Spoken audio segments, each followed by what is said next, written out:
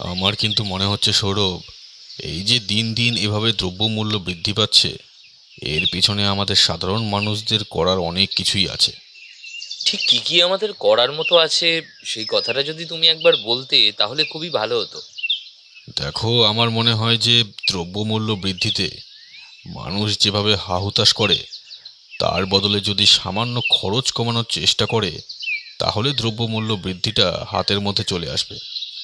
আর না হলে যে দ্রব্যের দাম অতিরিক্ত বাড়ছে, সেগুলো কেনা কমিয়ে দিতে হবে। তাহলেই সেগুলোর দাম আবার দেখবে কমে আসবে। আসলে দ্রব্যমূল্য বৃদ্ধির পেছনে কিন্তু আমরা নিজেরাই দায়ী। বিশ্বনাথ মাঝে মাঝে এমন সব কথা বলে যেগুলো শুনতে বেশ ভালো লাগলেও বোঝা যায় সেগুলো সাধারণভাবে কখনোই ব্যবহার করা সম্ভব নয়। মানুষ তো আর চাল ডাল তেল নুন এই সমস্ত কম কিনতে পারবে না। যতটা প্রয়োজন ততটাই নিতে হবে, কিংবা এর মধ্যেও একটা বাদ দিতেও পারবে না। আর তাই যুদ্ধ পরিস্থিতির সময় সেই সুযোগটা বোধহয় সরকার প্রতিবারই নিয়ে থাকে। তবে সেসব নিয়ে আমার বলার মতো তেমন কিছু নেই।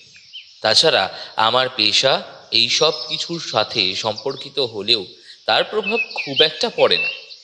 আমি তাই নিশ্চিন্তে চেয়ারে হেলান দিলাম। হরিদাকে একটু আগেই চায়ের কথা বলা হয়েছে, সে গরম গরম চা দিয়ে যাবে। বিশ্বনাথও কথাটা শেষ করেই সামনের টেবিলে ঝুঁকে খবরের কাগজ পড়ছিল। বুঝতে পারলাম খবরের কাগজ দেখেই তার এই কথাটা মনে হয়েছে। আমি কিছু একটা বলতে যাব এমন সময় ঘরের একপাশে রাখা টেলিফোনটা বেজে উঠল। বিশ্বনাথ খবরের কাগজ বন্ধ করে উঠে গিয়ে টেলিফোন ধরতেই বুঝতে পারলাম অপর প্রান্ত থেকে কেউ বলে চলেছে। বিশ্বনাথের দিক থেকে শুধু হুম, হ্যাঁ, আচ্ছা এই সমস্তই শুনতে পেলাম।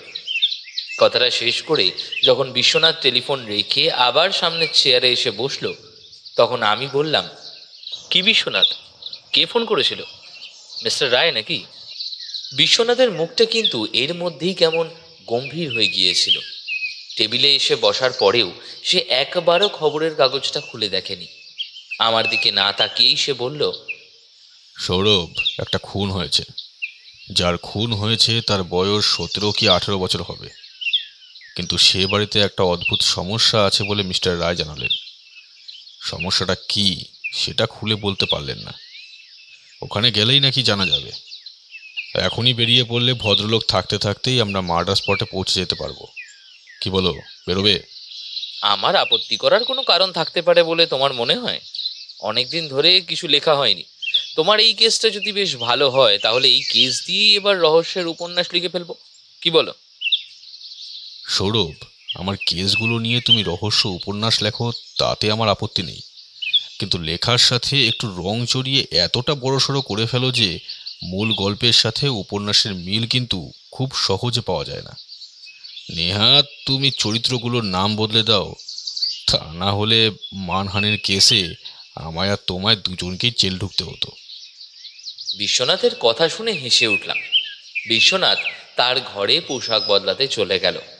আমিও পাশের ঘরে চলে গেলাম। তারপর পোশাক বদলে ও হরিদার হাতে চা খেয়ে বেরিয়ে যখন ভাড়ার গাড়ি ধরলাম তখন সকাল 11টা বাজে।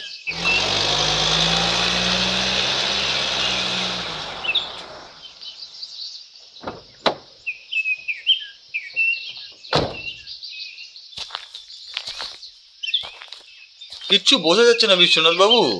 বাড়ির সকলের মধ্যে মৃত্যুটা হয়েছে কাল রাত্রের দিকে। কারণ সকালের দিকে অনেকক্ষণ পর্যন্ত মেয়েটা ঘুম থেকে উঠছে না দেখে তাকে ডাকতে যাওয়া হয়েছিল। তখনই দরজা বন্ধ দেখা যায়। বাইরে থেকে প্রথমে বাড়ির কাজের লোকের সেটা নজরে পড়েনি। পরে নজরে পড়তেই বাইরে থেকে দরজা খুলে ভেতরে ঢুকে দেখা যায় যে এই অবস্থা। কাউকে সন্দেহ করা হয়েছে? উপরের তলায় থাকে মেয়েটির ঠাকুমা আর তার এক কাকা। নিচের তলায় মা, বাবা, জেঠু, জেঠিমা এবং বাড়ির দুজন কাজের লোক। এর মধ্যে কাকে সন্দেহ করা যাবে ঠিক সেটাই বোঝা যাচ্ছে না। আমরা তো এখনো পর্যন্ত কাউকেই সন্দেহ করতে পারিনি। তবে কাজের লোক দুটোকে বেশ জেরা করা হচ্ছে। তবে তারা নাকি বেশ পুরনোই লোক। মৃত্যুটা কিভাবে হয়েছে? গলায় ফাঁস লাগিয়ে মারা হয়েছে। মৃতদেহ বিছানাতেই ছিল। তবে যেটা দিয়ে ফাঁস লাগানো হয়েছে সেটা কিন্তু ঘরে পাওয়া যায়নি। অর্থাৎ খুনি নিজের প্রমাণ রাখতে চায়নি, তাই ফাঁস লাগানো দড়ি নিয়ে চলে গেছে। আচ্ছা, মৃতদেহ শেষবার কে দেখেছিল, মানে যে মেয়েটি মারা গেছে? আপনি বরং বাড়ির লোকেদের সাথে একবার কথা বলুন, তারাই ভালো বলতে পারবে। আমি তাদেরকে একবার জেরা করেছি, কিন্তু আপনি বোধহয় আরো কিছু বার করতে পারবেন। না মিস্টার রায়, আপনি যখন বার করতে পারেননি, তাহলে আমি কি আর নতুন করে কিছু বার করতে পারবো? আচ্ছা, আপনি বলছিলেন একটা অদ্ভুত ব্যাপার রয়েছে, সেটা কি? মেয়েটির বাবা এক অদ্ভুত কথা বলছে। এই বাড়িতে নাকি একটা কালো রঙের পাথর আছে, সেই পাথরটা যে খুঁজে পায় সেই নাকি মারা যায়। মেয়েটি পাথরটা খুঁজে পেয়েছিল, আর তারপরেই নাকি মেয়েটি মারা গেছে। মেয়েটি মারা যাওয়ার পর আবার পাথরটা যেন কোথায় হারিয়ে গেছে। অদ্ভুত, একটা পাথরের সঙ্গে মানুষের জীবন মৃত্যু জড়িয়ে থাকে নাকি? মেয়েটির বাবা তো এমনটাই দাবি করছে। আজ থেকে অনেক বছর আগে ভদ্রলোকের বাবা যেদিন পাথরটা খুঁজে পেয়েছিলেন, সেদিন তিনিও মারা গিয়েছিলেন। আর কালকেই মেয়েটা পাথরটা খুঁজে পেয়েছিল, আর কালই সেও মারা গেছে। দুটো মৃত্যুর মধ্যে কোনো না কোনো সম্পর্ক তো আছেই। বিশ্বনাথ চুপ করে রইল। আমরা দুজনে হাঁটতে হাঁটতে বাড়ির গেট পেরিয়ে ভেতরের দিকে গেলাম। ভিতরে পুলিশের লোক রয়েছে এদিকে ওদিকে, বেশ লোকজন জড়ো হয়েছে। বাড়ির লোকেরা বোধহয় একতলার একটা ঘরে বসেছিল।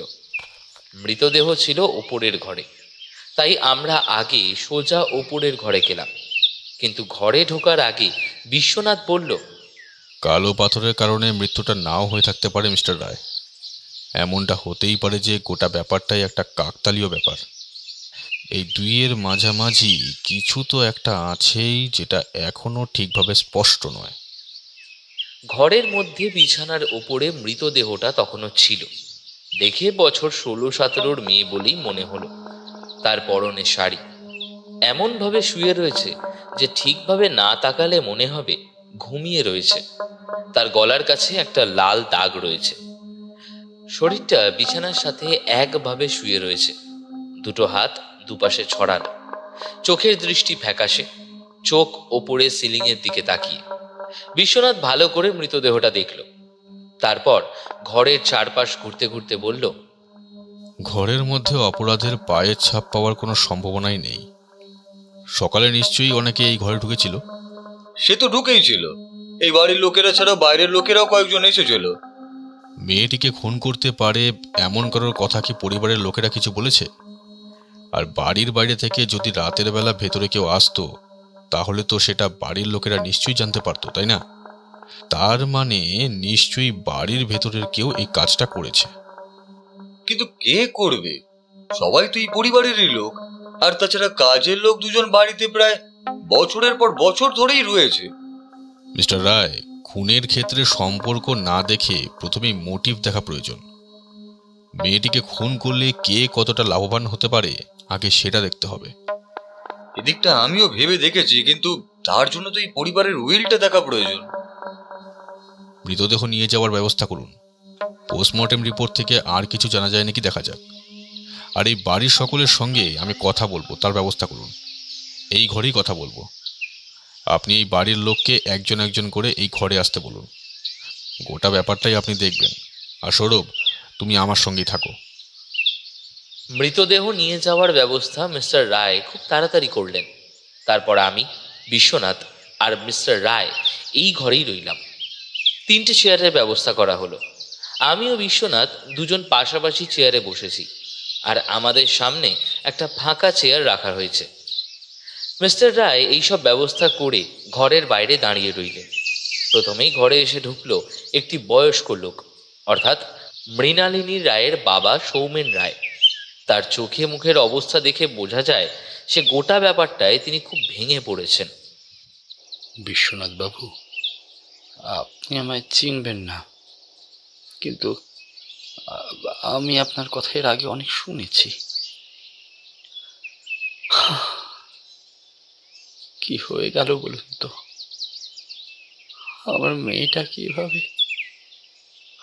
আমি আমি আগেই বলেছিলাম, ওই কালো পাথরটা যখন মেয়েটা খুঁজে পেয়েছে, তখনই বুঝেছিলাম এবার মেয়েটার সময় হয়ে এসেছে। কালো পাথর? কোন কালো পাথরের কথা আপনি বলছেন বলুন তো? সেটা আমিও কখনো দেখিনি। আমার ছোটবেলায় বাবা বলতো, ওই কালো পাথরটা যে খুঁজে পাবে তার নাকি মৃত্যু ঘটবেই। এটা নাকি আমাদের বংশে হয়ে চলেছে। আমার বিয়ের পরের বছরই বাবা ওই কালো পাথরটা খুঁজে পেয়েছিল, আর ঠিক তারপরেই বুঝতে পেরেছিল যে তার মৃত্যু ঘটবে। তার পরের দিনই সাপের কামড়ে বাবা মারা গিয়েছিল। আর আমার মেয়েটা যখন পাথরটা খুঁজে পেল, তারপরে কিন্তু আপনার মেয়ের মৃত্যুটা তো স্বাভাবিক নয়, তাকে কেউ খুন করেছে। সেটাই তো বুঝতে পারছি না, কে এই কাজটা করবে। এ বাড়িতে আমার মেয়েকে খুন করবে কে?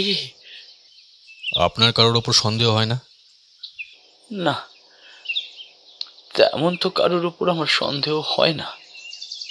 কাল রাতে আপনি কখন ঘুমোতে গিয়েছিলেন? ওই প্রতিদিন যেমন যাই, নিচের ঘরে আমরা সকলেই একসাথে খাওয়া দাওয়া করি। আমার মায়ের বয়স হয়েছে, সে বারবার ওপর নিচে ওঠানামা করতে পারে না, তাই তার খাবার ঘরেই দেওয়া হয়।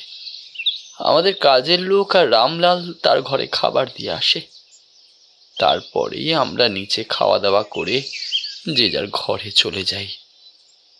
আমাদের খাওয়া হয়ে গেলে কাজের লোক রামলাল আর দীননাথ খাওয়া দাওয়া করে নিচের ঘরে চলে যায়।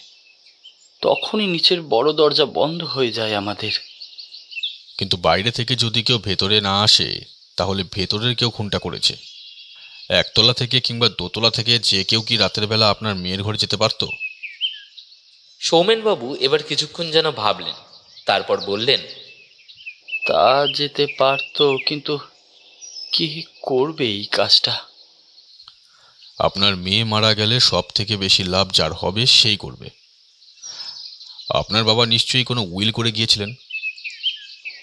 বাবা উইল করে সমস্ত সম্পত্তি আমাদের 3 ভাইয়ের নামে করে গিয়েছিলেন। আমরা 3 ভাই সমানভাবেই ভাগ করে সম্পত্তি পেয়েছিলাম। বিশ্বনাথ এবার যেন একটু চিন্তিত হলো, তারপর বলল, সকালবেলা প্রথমে মৃতদেহটা কে দেখেছিল? আমাদের কাজের লোক রামলাল দেখেছিল। আমার মেয়ে মৃণালিনী সকালে বেশ তাড়াতাড়ি উঠত। কাল একটু দেরি হচ্ছে দেখে আমরা ভেবেছিলাম হয়তো শরীরটা খারাপ, তাই কেউ ডাকেনি। পরে রামলাল ওপরে ডাকতে এসে দেখে দরজা বন্ধ। প্রথমে সে খেয়াল করেনি, পরে দেখে দরজা বাইরে থেকে বন্ধ। তারপরে দরজা খুলে এই ব্যাপারটা দেখা যায়। বেশ সোমেনবাবু, এবার আপনি আসতে পারেন। প্রয়োজন হলে আমি আবার আপনাকে ডাকবো।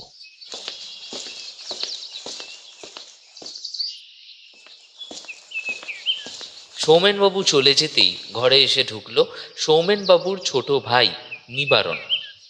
আমাদের সামনের চেয়ারে বসে একটু গলা খাকরানি দিয়ে সে বলল, দেখুন বিশ্বনাথবাবু, আমার মনে হয় এটা বাইরে থেকে কেউ এসে কাজটা করেছে। কিন্তু ঘরের দরজা তো ভেতর থেকে বন্ধ ছিল, তাহলে কেউ বাইরে থেকে ভেতরে আসবে কি করে? নিচের দরজা রাতে বন্ধ করে দেওয়া হয়, কিন্তু রাতের বেলা দীননাথ মাঝে মাঝে ঘরের বাইরে যায়।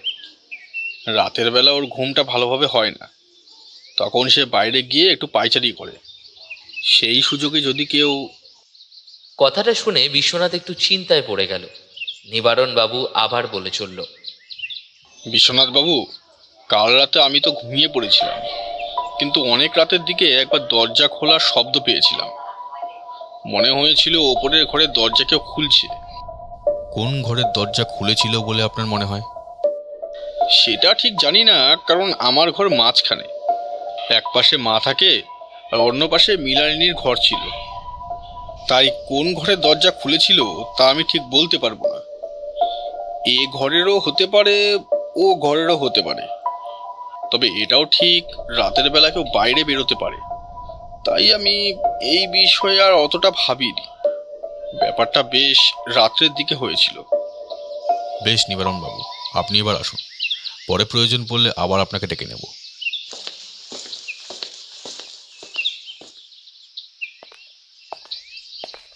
নিবারণবাবু বেরিয়ে যেতেই ঘরে এসে ঢুকলেন সৌমেনবাবুর স্ত্রী আর মৃত মৃণালিনীর মা জয়ন্তী রায়। তার দুটো চোখ এখনো ফুলে রয়েছে, অবশ্যই কান্নাকাটির দরুন। আমাদের সামনের চেয়ারে তিনি এসে বসলেন। বিশ্বনাথ বেশ খানিকটা সময় নিল, তারপর বলল, জয়ন্তী দেবী, আমরা জানি আপনার মনের অবস্থাটা এখন ভালো নেই, তবুও দু চারটে প্রশ্ন আমাকে করতেই হবে। আচ্ছা, আপনার মেয়েকে কে খুন করতে পারে বলে আপনার মনে হয়? জয়ন্তী দেবী একবার এদিক ওদিক তাকালেন, তারপর বললেন, আমার মেয়ে এমন কিছু একটা জানতে পেরেছিল যেটা যেটা ওর জানার কথা ছিল না, আর তার জন্য। জয়ন্তী দেবীর দুটো চোখে কেমন যেন একটা ভয় ফুটে এসছিল। আমি আর বিশ্বনাথ তাকিয়ে দেখছিলাম ভদ্রমহিলার দিকে। ভদ্রমহিলা একটু ইতস্তত করছিলেন। বিশ্বনাথ ইশারা করতেই আমি উঠে গিয়ে ঘরের দরজাটা বন্ধ করে দিয়ে এলাম। কেন? আপনার এমন মনে হয়েছিল কেন? আর কি জানতে পেরেছিল সে? আমার মনে হয়েছিল আমার মেয়ে কিছু একটা জানতে পেরেছে, এমন কিছু একটা যেটা ঠিক নয়। কয়েকটা দিন ধরে মেয়েটা আমার কেমন অদ্ভুত আচরণ করছিল, সব সময় যেন কিছু একটা কথা নিয়ে ভেবে চলেছে, কিন্তু কিছু একটা বলবে সেটা বলে উঠতে পারছিল না। কালো পাথরটা নিয়ে কিছু নয় তো? কালো পাথরটা আপনার মেয়ে খুঁজে পেয়েছিল শুনেছিলাম, আর তারপরেই এমন একটা। না বিশ্বনাথ বাবু, সেই পাথর যদি সে খুঁজে পেত তাহলে আমি অন্তত একবার সেটা দেখতে পেতাম। আমার মেয়ে ওটা খুঁজে পায়নি। এবার এই কথাটা শুনে আমি অবাক হয়ে গেলাম। বললাম, কিন্তু আপনার স্বামী তো বললেন যে পাথরটা খুঁজে পেয়েছিল, আর সেই পাথরটা খুঁজে পাওয়ার পরেই তার মৃত্যু ঘটেছে। আমি একথা বিশ্বাস করি না। আমার মেয়ের কাছে আমি পাথরটা একবারও দেখিনি, শুধু বলেছিল যে পাথরটা খুঁজে পেয়েছে, কিছু একটা আন্দাজও করছিল। বিশ্বনাথ গম্ভীর মুখে বসে রইল, তারপর বলল, আমার মনে হয় নিশ্চয়ই খুনের পেছনে বড় সড়ো কোনো একটা মোটিভ রয়েছে, কিন্তু এটা বুঝতে পারছি না এমন কি জানতে পেরেছিল আপনার মেয়ে যার জন্য তার এই অবস্থা হতে হলো। সেটাই তো আমিও বুঝে উঠতে পারছি না। বাড়িতে আমি একটু ব্যস্তই থাকি, হয়তো এর জন্যই আমায় বলতে পারিনি। বাড়িতে রান্না বান্না বাকি কাজগুলো আমাকেই করতে হয়। দিদি অসুস্থ মানুষ, সে নিজের ঘর থেকে বাইরে সহজে আসতে পারে না। তাছাড়া বাড়ির পুরুষ মানুষেরাও সবাই বাড়ির বাইরেই থাকে, একমাত্র আমার ছোট দেওর নিবারণ বাড়িতে থাকে। তাছাড়া শাশুড়ি মাও থাকেন, দুজন কাজের লোকও রয়েছে। বুঝতেই পারছেন, এই সমস্ত কিছু আমাকেই সামলাতে হয়। তারপরেও মেয়েটার কাছে ওই কথাটা শোনার জন্য আমি দুবার গিয়েছিলাম, কিন্তু দুবারই কেউ না কেউ এসে পড়েছিল। ব্যাপারটা কি নিয়ে সেটা আপনি বুঝতে পারেননি? মানে আপনার মেয়ে কোনো ইঙ্গিত দেয়নি আপনাকে? না বিশ্বনাথ বাবু, তবে বলেছিল এই বাড়িতে এমন একজন আছে, সবাই তাকে যেমনটা ভাবে সে আসলে তেমন নয়। এই কথায় বিশ্বনাথ আরো অবাক হলো, তারপর বলল, বেশ, আপনি এবার আসুন জয়ন্তী দেবী। এতটুকু তো বোঝা গেল যে অপরাধী এই বাড়িতেই আছে। কিন্তু বিশ্বনাথ বাবু, আপনি কি তাকে খুঁজে পাবেন? বাড়িতে তো অনেকেই আছে, কিন্তু আমার সন্দেহ আমার ভাসুরের ওপরে। তার একটা ব্যবসা রয়েছে, আর সেই ব্যবসাটা যে সঠিক পথে নয় সেটা আমি বেশ ভালোই জানি। বিশ্বনাথ কি একটা ভেবে জয়ন্তী দেবীকে তখনের মতো চলে যেতে বললেন। এরপরে ঘরে এসে ঢুকলো জয়ন্তী দেবীর ভাসুর অর্থাৎ মৈনাক রায়। এমন একটা ব্যাপার হয়ে গেল, দেখুন তো বিশ্বনাথ বাবু, আমি তো কিছুই বুঝতে পারছি না। বাড়িতে এমন একটা ব্যাপার, বাইরে কত কাজ রয়েছে, আজকে মাল ডেলিভারি দেওয়ার কথাও আছে, যদি না হয় তাহলে তো। আপনার কিসের ব্যবসা মৈনাকবাবু? আমার ওই লোহা লক্করের ব্যবসা। ব্যবসা এখন বেশ বড়ই হয়ে গেছে, কিন্তু কেন বলুন তো? না, এমনি। আচ্ছা, কাল রাতে আপনি কখন ঘুমোতে গিয়েছিলেন? ওই তো খাওয়া দাওয়ার পরে সবাই বাড়িতে 11টার মধ্যেই ঘুমিয়ে পড়ে, আমিও তখনই ঘুমিয়ে পড়েছিলাম। 10টার মধ্যে খাওয়া দাওয়া হয়ে গেলেও নিজের ঘরে বসে কিছু কাজকর্ম করতে করতে ওই 11টা বেজে গিয়েছিল। আমি আর আমার স্ত্রী আর আমার ছেলে ওই সময় ঘুমাতে যাই। হ্যাঁ, তবে ছেলে আগে ঘুমিয়ে পড়েছিল। যদি আপনার আমার কথা বিশ্বাস না হয় তাহলে আপনি আমার স্ত্রীর সঙ্গে কথা বলতেই পারেন। তার সঙ্গে কথা তো আমি বলবই, কিন্তু তার আগে অন্য একটা কথা আপনার কাছ থেকে জানতে চাই। মৃণালিনীর খুনের পেছনে কার হাত রয়েছে বলে আপনি মনে করেন? মৈনাকবাবু কিছুক্ষণ চুপ করে রইলেন, তারপর বললেন, দেখুন বিশ্বনাথ বাবু, আমার কাউকে সন্দেহ হয় না, অন্তত বাড়ির কাউকে তো নই। কিন্তু সমস্যা হলো নিচের তলার ঘরের দরজা তো বন্ধ ছিল। সে অবস্থায় বাইরে থেকে তো কেউ আসতে পারবে না। তাহলে কেউ বাইরে থেকে এসে খুনটা করবে কি করে? এই অবস্থায় শুধু একটাই সম্ভাবনা থেকে যায়, যে খুনি হয়তো এই ঘরেই কোথাও আগে থেকে লুকিয়েছিল। তারপরে শেষ রাত্রের দিকে, অর্থাৎ ভোরের দিকে নিশ্চয়ই ছাদের ঘরের দরজা খুলে বেরিয়ে যায়। এই ব্যাপারটা কিন্তু কেউ লক্ষ্য করেনি যে ছাদের ঘরের দরজাটা সকালে ভেজানো অবস্থায় পাওয়া গিয়েছিল। অথচ দীননাথ হলপ করে বলছে সে ছাদের দরজা ভেতর থেকে বন্ধ করে দিয়েছিল। ছাদের দরজা দিয়ে তো ভেতরে ঢোকা যায়, কিন্তু রায়বাবু বলেছিলেন ছাদের দরজা ভেতর থেকে বন্ধ ছিল। ছাদের দরজা ভেতর থেকে বন্ধ ছিল, কিন্তু ছাদের দরজা তো ভেতর থেকে বন্ধ ছিল না। বিশ্বনাথের এই কথায় কেমন যেন অবাক হয়ে গেলাম। সঙ্গে সঙ্গে আমার মনে পড়ে গেল, মিস্টার রায় কিন্তু ছাদের ব্যাপারে কোনো কথাই আমাদের বলেনি। তাহলে হঠাৎ করে বিশ্বনাথ মিথ্যে কথা বলতে গেল কেন? কিন্তু রায়বাবু যে বললেন এই বাড়িরই কেউ তাকে ওই কথাটা বলেছিল যে ছাদের দরজা ভেতর থেকে বন্ধ ছিল, তাই পুলিশ ছাদের দিক দিয়ে কোনো সম্ভাবনার কথা ভাবেনি। মৈনাকবাবুকে কেমন যেন বিচলিত বলে মনে হলো। একটু ইতস্তত করে তিনি বললেন, আসলে সবাই সবকিছু নিয়ে ঘেটেছিল তো, তাই হয়তো ব্যাপারটা বুঝতে পারিনি। কিন্তু আমার মনে হলো যে আমি স্পষ্ট দেখেছি ছাদের দরজাটা ভেজানো ছিল। সবাই যখন ওই ঘরে ঢুকেছে তখন আমি আশপাশটা ঘুরে দেখছিলাম, তখনই ব্যাপারটা দেখতে পাই। দীননাথ প্রতিদিন ছাদের দরজা বন্ধ করে, সে হলপ করে বলছে যে সে দরজা বন্ধ করেছিল। এমন কথা চলছে তখন রায়বাবু দরজার সামনে এসে বললেন, বিশ্বনাথ বাবু, একটা নতুন খবর পাওয়া গেছে, আপনি যদি একবার বাইরে আসেন। মৈনাকবাবুকে তখনকার মতো বিদায় জানিয়ে আমরা বেরিয়ে এলাম। আর কয়েকজনের সঙ্গে কথা বলা বাকি আছে, এবং বাকি দুজন কাজের লোকের সঙ্গে পরে কথা বলে নেওয়া যাবে। তাই নিচে নেমে প্রথমে বিশ্বনাথ গেল মৈনাকবাবুর স্ত্রীর সাথে কথা বলতে। আমি রায়বাবুর সঙ্গে বেরিয়ে এলাম বাইরে। সেখানে পুলিশেরা একটি লোককে বাড়ির এক পাশে দাঁড় করিয়ে রেখেছে। কি ব্যাপার বলুন তো রায়বাবু? ওই লোকটা এ বাড়ির থেকে দুটো বাড়ির পেছনের দিকে থাকে। ওনার বাড়ি দোতলা। রাতের বেলা উনি দোতলার ছাদে এসেছিলেন একবার পায়চারি করতে। বয়স্ক মানুষ, ঘুম হয় না রাতে ঠিকভাবে। উনি কাল রাতে ওনার বাড়ির ছাদ থেকে এই বাড়ির ছাদে কাউকে একটা ঘুরে বেড়াতে দেখেছিলেন।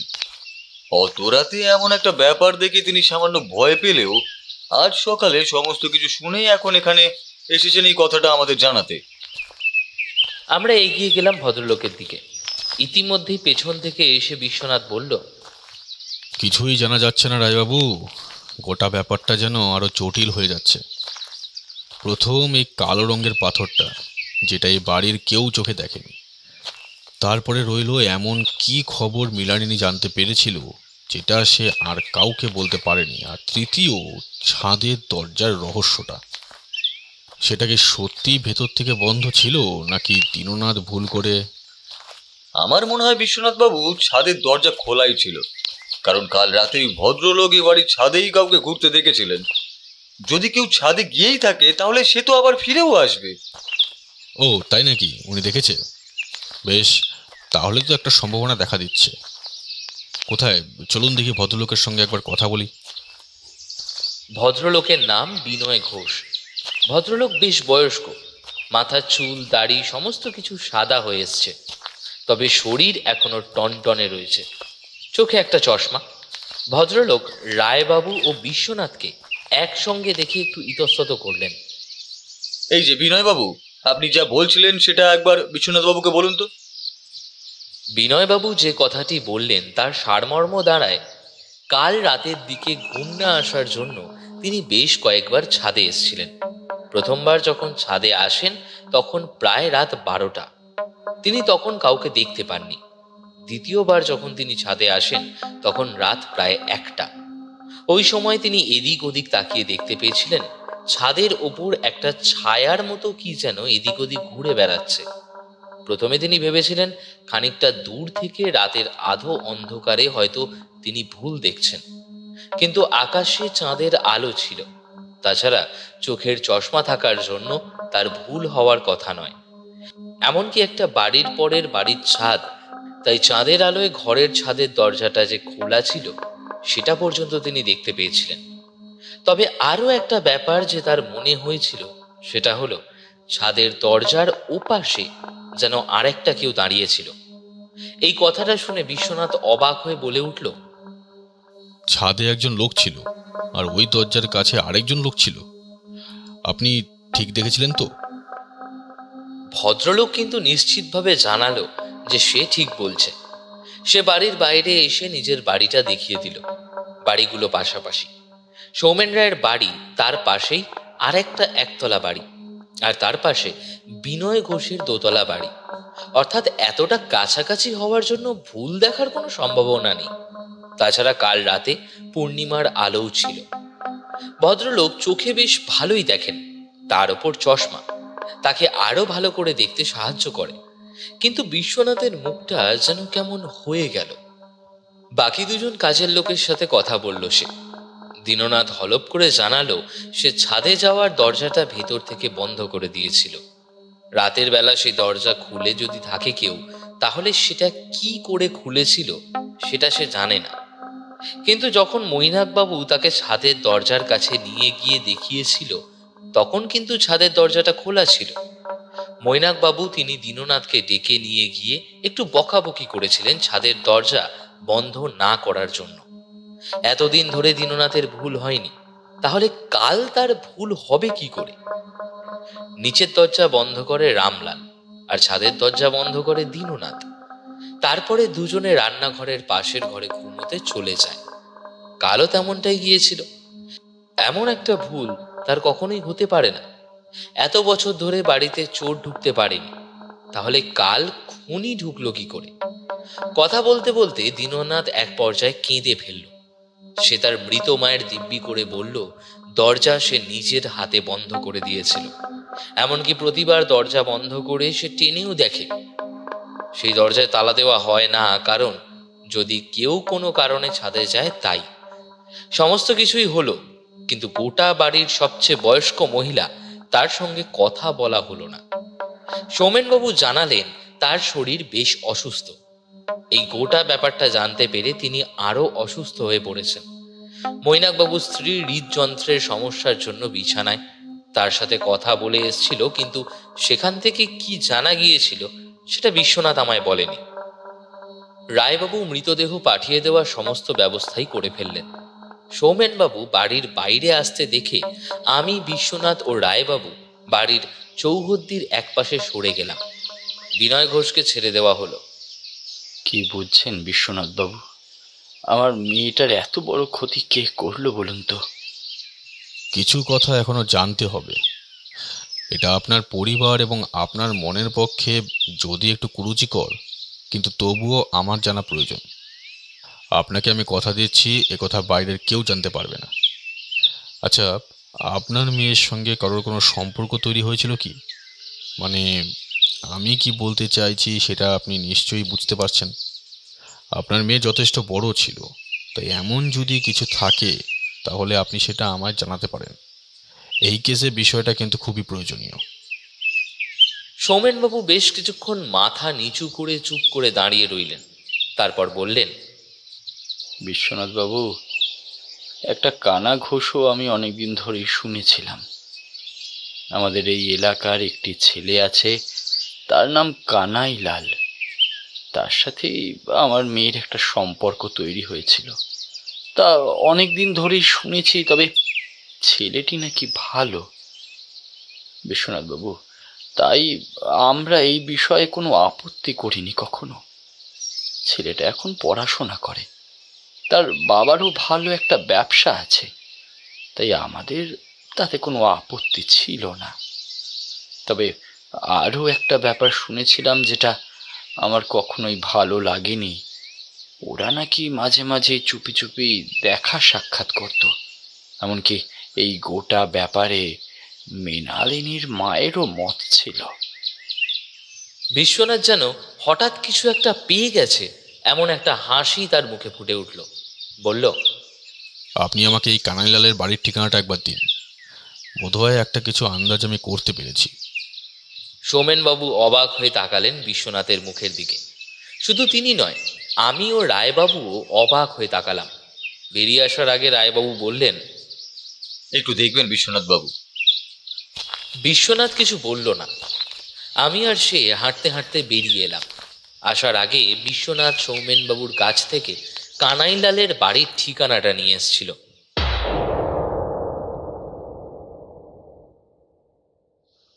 দেখো কানাইলাল, গোটা ব্যাপারটা যা হয়েছে তাতে কিন্তু সব দিক থেকে তোমার উপরে আঙ্গুল উঠছে। কাল রাতে ওই বাড়ির ছাদে তোমায় ঘুরে বেড়াতে কিন্তু একজন দেখেছে, আর ওই বাড়িরই একজন কাল রাতে মৃণালিনীর কাছ থেকে জানতে পেরেছিল যে তুমি বাড়ির ছাদে আসবে। তাই এই খবরগুলো যদি পুলিশের কানে ওঠে তাহলে তো তুমি বুঝতেই পারছো। কানাইলালের বয়স 20-21 হবে। বাড়ির কাছেই তাকে মিথ্যে কথা বলেই একপাশে ডেকে আনা হয়েছিল। একটা গাছের তলায় চায়ের দোকানের পাশে আমরা চুপ করে বসে কথা বলছিলাম। কেউ কোনো কিছুই বুঝতে পারবে না এমনভাবে চাপা স্বরে আমাদের কথাবার্তা চলছিল। কানাইলালের গলাটা কেমন ধরে এলো। সে বলল, দেখুন বিশ্বনাথদা, আমি সত্যি কিছু করিনি। হ্যাঁ, আপনি ঠিকই বলেছেন, আমি কালকে রাতে ওই বাড়িতে গিয়েছিলাম, কিন্তু তার মানে তো এই নয় যে আমি মৃণালিনীকে খুন করব, কারণ আমি তো ওকে। বিশ্বনাথ তার কথা শেষ করতে দিল না। সামনে এগিয়ে চায়ের কাপে একটা চুমুক দিয়ে আস্তে আস্তে বলল, আমি জানি কানাইলাল, আমি জানি যে কাজটা তুমি করোনি, কিন্তু কাজটা কেউ তো করেছে। তুমি যখন ছাদে ছিলে তখন মৃণালিনী ঠিক কোথায় দাঁড়িয়েছিল? মৃণালিনী দাঁড়িয়েছিল ওই ছাদের সিঁড়িটার যে দরজাটা আছে না, ওইটার কাছে। তখন ওখানে আর কেউ ছিল, কিংবা তোমার মনে হয়েছিল ও বাড়ির আর কেউ তোমাদের দেখতে পেয়েছে? কানাইলাল মাথা নাড়ালো। বিশ্বনাথ যেন কিছু একটা ভেবে বলল, তুমি যখন ওখান থেকে চলে এসেছিলে তখন নিশ্চয়ই মৃণালিনী নেমে গিয়ে ছাদের দরজাটা বন্ধ করে দিয়েছিল ভেতর থেকে, আর তুমিও আগের মতোই মৃণালিনীর ঘরের জানলার ওপরে সিলিংয়ের খানিকটা নিচে নেমে এসে তারপর বাড়ির পেছনের দিকের গাছ ভেঙে নেমেছিলে, তাই তো? না না বিশ্বনাথদা, আমি মৃণালিনীর ঘরের জানলার কার্নিশ নয়, আমি মাঝখানের ঘরের, মানে ওই মৃণালিনীর যে ছোট কাকা নিবারণ, তো ওর জানলার কার্নিশ বেয়ে নেমে তারপর গাছ বেয়ে নেমেছিলাম। বিশ্বনাথ যেন অবাক হলো। বলল, কি বলছো? নিবারণের ঘরে কার্নিশ ভেঙে নেমেছিলে? আচ্ছা, একটা কথা বলো তো, তোমাকে কি মৃণালিনী কাল রাতে কিছু বলেছিল? হ্যাঁ, আসলে ওই কারণেই আমাকে ডেকেছিল। ওর বাড়ির সামনের বারান্দার কাছ থেকে এক চেনা বন্ধু যায় মাঝে মাঝে, তাকে দিয়েই আমায় ডেকে পাঠিয়েছিল। বাড়ি থেকে সে বেরোতে চাইছিল না, কিছু একটা ভয় পাচ্ছিল ও। আমি রাতের বেলায় ছাদে যেতেই সে ভয় পেয়ে আমাকে জড়িয়ে ধরেছিল বিশ্বনাথদা। এমন কিছু একটা সে জানতে পেরেছিল যেটা যেটা ঠিক নয়, আর সেই কথাটা সে আমাকে বলতে চাইছিল বারবার। তার বাড়িতে এমন কেউ আছে যে তার বাবাকে খুন করতে চায়। এই কথা শুনে আমি আর চুপ করে থাকতে পারলাম না। বললাম, কি মানে সৌমেন বাবুকে কেউ খুন করতে চায়, কিন্তু কেন? সম্পত্তির জন্য।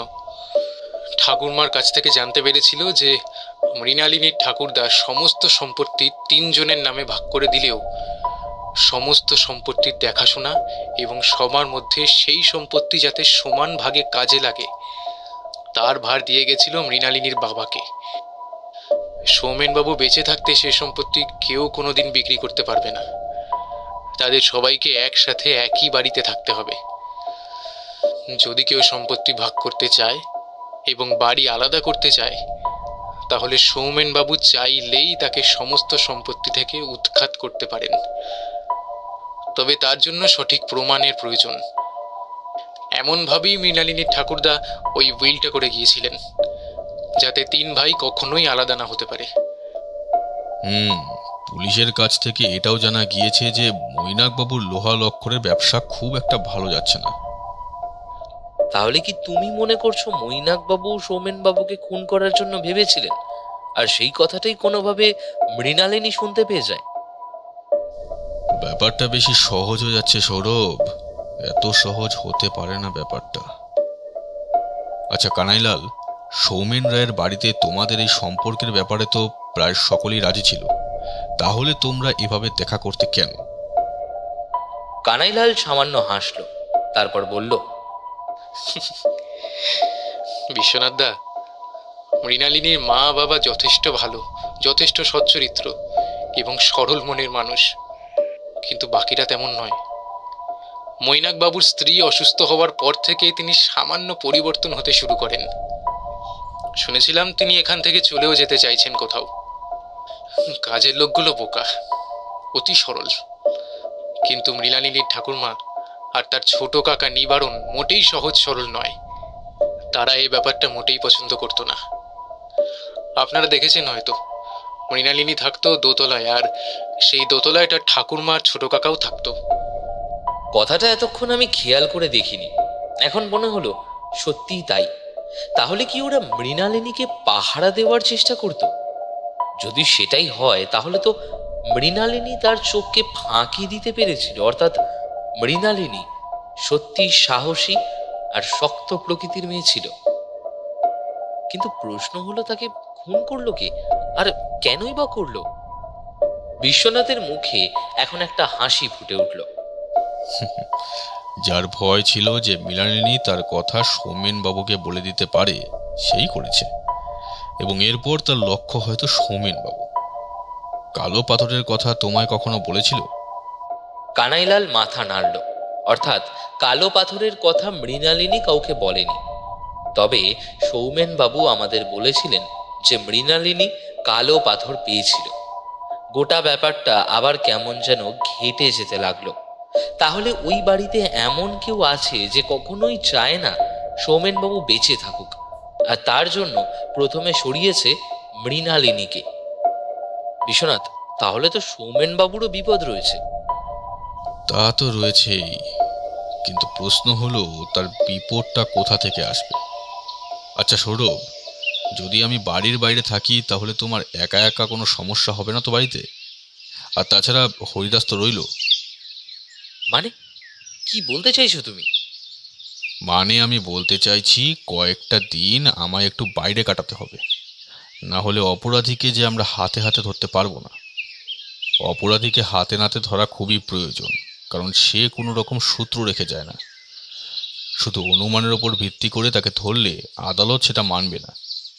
আদালত চায় রুক্ষ শুকনো তথ্য কিংবা প্রত্যক্ষদর্শী, আর সেটাই আমায় করতে হবে। এরপর বেশ কয়েকটা দিন একভাবে কেটে গেল। কোনো খবর নেই বিশ্বনাথের। সকালে ফিরে আসে, সন্ধ্যের অন্ধকার নামার একটু পরেই কোথায় যেন চলে যায়। আমি কিছুই বুঝতে পারছিলাম না। মাঝে মাঝে রায়বাবুর সঙ্গে টেলিফোনে বিস্তর কথাবার্তা হয় বিশ্বনাথের। আমি প্রশ্ন করাতে সে বলল, অপেক্ষা করো সৌরভ, অপেক্ষা করো, আর একটু অপেক্ষা করো। আসলে অপরাধী বোধ হয় বেশ ভয় পেয়ে গেছে, তাই সে কিছুই করতে চাইছে না। আজই সোমেনবাবুর বাড়িতে সবাইকে বলেছি যে আমি চেষ্টা ছেড়ে দিচ্ছি, আমি কিছুই করতে পারছি না। এমন কোনো সূত্র নেই যেটা দিয়ে অপরাধীকে খুঁজে বার করব। বলে এসেছি ওই ছাদের পথে নিশ্চয়ই কেউ এসেছিল যে খুনটা করে গেছে। সে কি, তুমি বলছো অপেক্ষা করতে, আবার বলছো তুমি কেসটা ছেড়ে দিয়েছো। ছাদের পথে কেউ যে এসে খুন করেনি সেটা তো তুমি জানো। আর ওই বিনয় ঘোষের দেখা ছেলেটা তো কানাইলাল, কিন্তু কানাইলাল তো খুন করেনি, সেটা তুমিও ভালোভাবে জানো। সৌরভ, তুমি বড় ভুল করছো। আমি তোমায় অপেক্ষা করতে বলেছি। তুমি শুধু অপেক্ষা করো, তারপর দেখো। মাঝে মাঝে কিছু বিশেষ ক্ষেত্রে আমাদের অপেক্ষা করতে হয়, বুঝলে?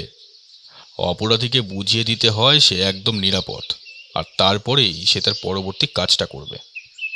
বিশ্বনাথ আমার দিকে তাকিয়ে হাসল। আমি বুঝতে পারলাম গোটা ব্যাপারটাই একটা ছলনা মাত্র। বিশ্বনাথ জাল পেতেছে, আর সেই জালে অপরাধী এসে ধরা দেবে, তারই অপেক্ষা সে করছে। মাত্র 3 দিন পর সকালে বিশ্বনাথ যখন ফিরল, তখন আমি ঘুমিয়ে। এসেই দরজায় ধাক্কা দিল বিশ্বনাথ। ঘুমটা ভাঙতেই বললাম, কি হলো বিশ্বনাথ, এমনভাবে ডাকছো কেন? কেসটা সলভ হয়ে গেছে নাকি? আরে তাড়াতাড়ি বাইরে এসো, তাড়াতাড়ি এসো। সত্যি কেসটা সলভ হয়ে গেছে। আমি বসার ঘরে চা দিতে বলছি, এসো এসো। এরপরে আর ঘুমিয়ে থাকা যায় না, তাই তাড়াতাড়ি উঠে পড়লাম। হাত মুখ ধুয়ে বসার ঘরে এসে দেখি বিশ্বনাথ চায়ের কাপ তুলে নিয়েছে। আমিও চায়ে একটা চুমুক দিয়ে বললাম, প্রথমেই বলো অপরাধী কে? তুমি বলো দেখি। আচ্ছা, তোমার কি মনে হয় এই কেসে আসল অপরাধী কে? কে খুন করেছিল এবং কে খুন করতে চাইছিল সৌমেন রায়কে? আমি তো একটা হিসাব করেই রেখেছি। আমার মনে হয় মৈনাক বাবুই কাজটা করতে চাইছিলেন। দেখো, তিনিই বলেছিলেন ছাদের দরজাটা খোলা ছিল, অর্থাৎ তিনি এটা বোঝাতে চেয়েছিলেন যে ছাদের দরজা দিয়ে কেউ ভেতরে এসে কাজটা করে চলে গেছে, তাই ছাদের দরজাটা খোলা ছিল। অথচ দীননাথ দিব্যি করে বলছে সে ছাদের দরজাটা নিজের হাতে বন্ধ করেছিল। যদিও ভেবেনি যে কানাইলাল এসছিল, তাই তার সঙ্গে দেখা করার জন্য মৃণালিনী ওপরে গিয়েছিল, কিন্তু সেই কথাটা তাহলে মৈনাক বাবু জানবে কি করে? আর তার নজর ছাদের দরজায় গেল কি করে? বিশ্বনাথ অল্প হাসল, তারপর বলল, কিন্তু তিনি খুন করবেন কেন? তার মোটিভ কি? শক্ত একটা মোটিভ তো আছেই। তার স্ত্রী অসুস্থ, আর চিকিৎসার জন্য বেশ টাকা পয়সা প্রয়োজন। যতদূর তুমি বলেছো তার ব্যবসা এখন ভালো যাচ্ছে না, ব্যবসাতেও বেশ কিছু অর্থের প্রয়োজন। অর্থাৎ বাড়ির একটা অংশ তিনি যদি পেয়ে যান এবং সেটা বিক্রিও করেন, তাহলে তার কাছে অনেক টাকা আসবে, আর সে টাকায় তিনি ব্যবসা এবং স্ত্রীর চিকিৎসা দুটোই করতে পারবেন। এর চেয়ে বড় মোটিভ অন্য কিছু হতে পারে বলে তো আমার মনে হয় না। এই পথে একমাত্র বাধা সৌমেন বাবু, তাই তাকে সরিয়ে দিতে পারলেই। এই উইলেই একটা সমস্যা রয়েছে বন্ধু। সৌমেন বাবু কিন্তু বাড়ির বড় ছেলে নন, বড় ছেলে মৈনাক বাবু। কিন্তু সৌমেন বাবু আর মৈনাক বাবুর বাবা বুঝতে পেরেছিলেন সৌমেন বাবু যতটা ভালোভাবে ঠান্ডা মাথায় সব সমস্যার সিদ্ধান্ত নিতে পারেন, ততটা মৈনাক বাবু পারেন না।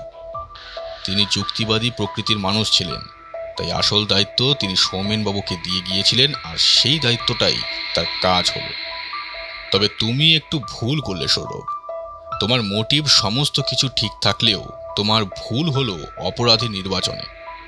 মৈনাকবাবু কাজটা করেনি, কাজটা করেছিল অন্য একজন। অন্য একজন খুন করেছে? কিন্তু সেটা কে? যার সব থেকে সহজ সুযোগ ছিল, নিবারণ রায়। একবার ভেবে দেখো, তার কাছে সুযোগ সবচেয়ে বেশি।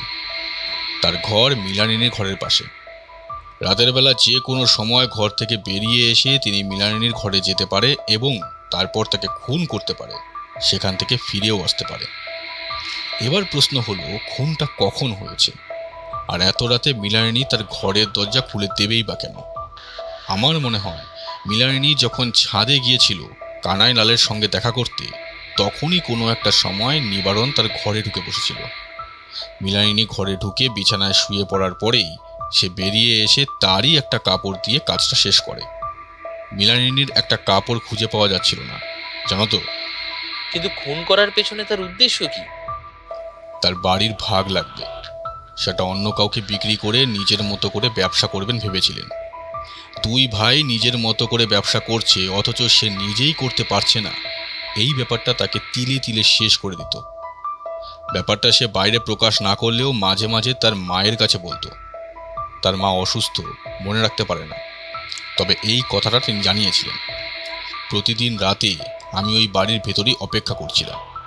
বিশেষভাবে আমি সৌমেন রায়ের স্ত্রী জয়ন্তী রায়কে বলে দিয়েছিলাম ওপরের ঘরে ঘুমোতে, যে ঘরে তার মেয়ে ঘুমোতো। অর্থাৎ সৌমেন রায় তার ঘরে একা ছিল। কয়েকদিন অপেক্ষা করার পর যেদিন আমি কেসটা ছেড়ে এলাম, তার পরের দিনই নিবারণবাবু সুযোগটা নিল। রাতের অন্ধকারে নিবারণবাবু সিঁড়ি দিয়ে নেমে এসে সৌমেনবাবুর ঘরে এসে ঢুকল। প্রতিদিন তো আর বিছানা বদল করলে ঘুমানো যায় না, তাই সৌমেনবাবু নিজের ঘরে ঘুমিয়েছিল, কিন্তু জেগেছিলাম আমি। যেই দেখলাম ঘরের দরজায় ধাক্কা পড়ছে, আমি সজাগ হয়ে গেলাম। বাইরে থেকে নিবারণ রায় আস্তে আস্তে তারাকে দরজা খুলতে বলল। আমি সৌমেনবাবুকে আগেই সব কিছু শিখিয়ে দিয়েছিলাম। তিনি দরজার একটা পাল্লা খুলেই চট করে সরে গেলেন একপাশে, আর অন্ধকারের মধ্যে একটা ছুরি নিয়ে নিবারণবাবু ঝাঁপিয়ে পড়ল সামনের দিকে। কিন্তু সৌমেনবাবু ততক্ষণে সরে গেছে। আমিও সঙ্গে সঙ্গে ঘরের আলো জ্বালিয়ে পিস্তল তুলে ধরলাম। আমায় দেখে অবাক হয়ে গেল নিবারণবাবু। সৌমেনবাবুর চোখে মুখে ফুটে উঠেছে ভয়। পুলিশ তৈরিই ছিল, বাড়ি থেকে টেলিফোন করতেই চলে এলো। ততক্ষণে বাড়ির সকলকে ডাকা হয়ে গেছে। সবার সামনে সমস্তটা স্বীকার করল নিবারণবাবু।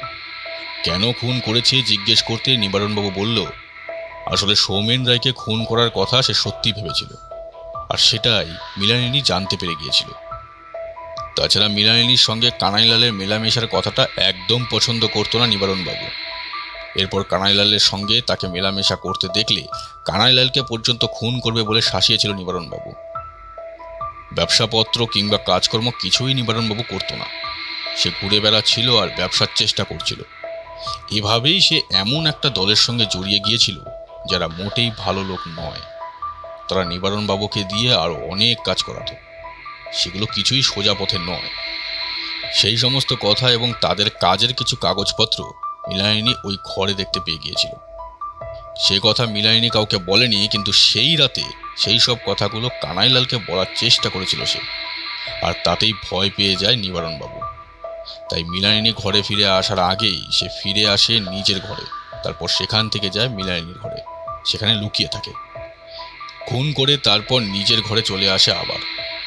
কিন্তু আসার সময় ছাদের দরজাটা বন্ধ করতে গিয়েও কি মনে হতে সেটা বন্ধ করে না।